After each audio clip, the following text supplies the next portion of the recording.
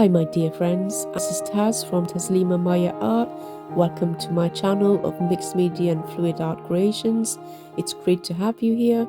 If you're new, please do check out my other videos, as most of them are tutorials and step-by-step for beginners. And don't forget to hit those like, share and subscribe buttons, and do leave me a comment. I love hearing from you. Welcome back on our usual Sunday train on the Fluid Art Express. You'll find the full playlist in the description box below.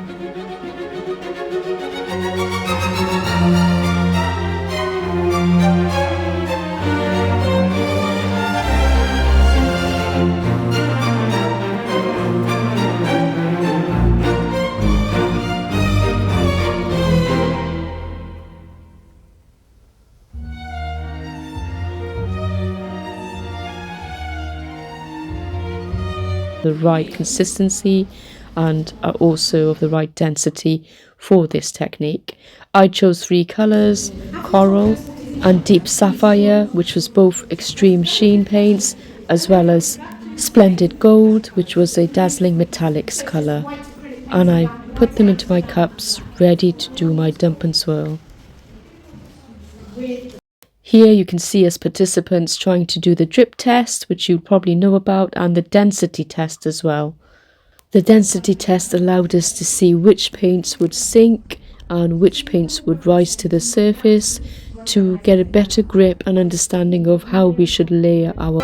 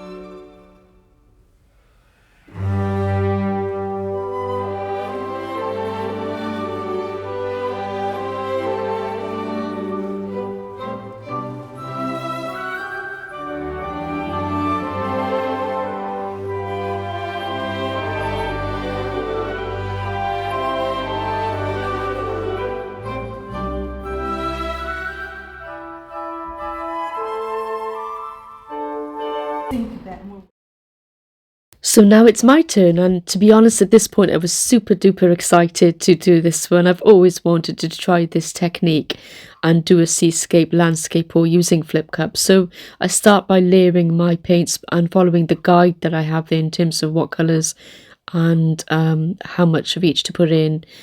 And I do that for all of my cups, and once I've done them all, I line them up on my canvas.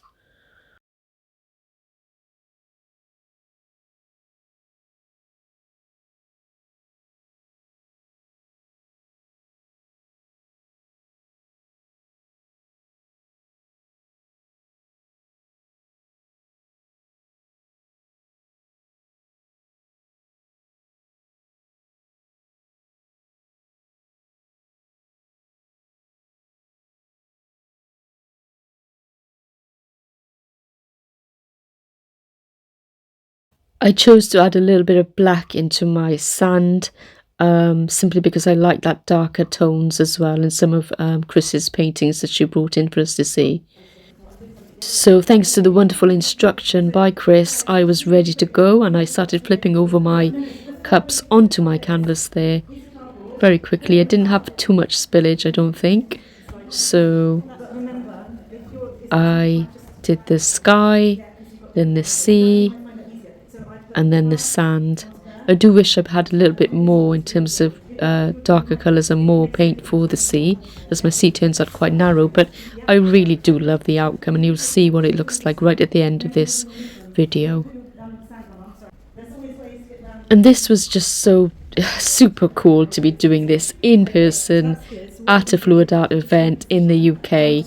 I know there was PorCon and other things going on, FAE and FAB in the US, and it's just great to have these wonderful fluid artists here teaching us how to do different techniques, and just being able to be around other artists and meet and greet and network with them as well.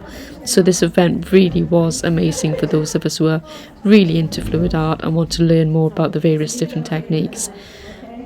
I'm just touching up the sides here now, so you can see that I pulled my cups away and dragged it across the canvas there to get the colours to run across a little bit. And this is what it looks like from the top. Amazing already. I can see what this is going to look like, and I get to then start tilting it out. And I've got my paint catcher there, as you can see, in the form of a piece of card which stops it from running right over the edge, so they can all catch up with each other in terms of hitting the edge there. And I then remove that and tilt the excess paint off the other side. Now we did actually collect the paint up for Chris in a jug, so it wasn't thrown away, and it can be used as the pillow or base paint for another painting.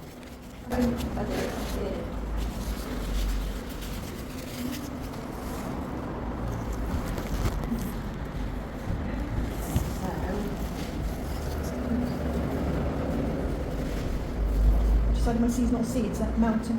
So, yeah, it's just got movement. So we're going back towards.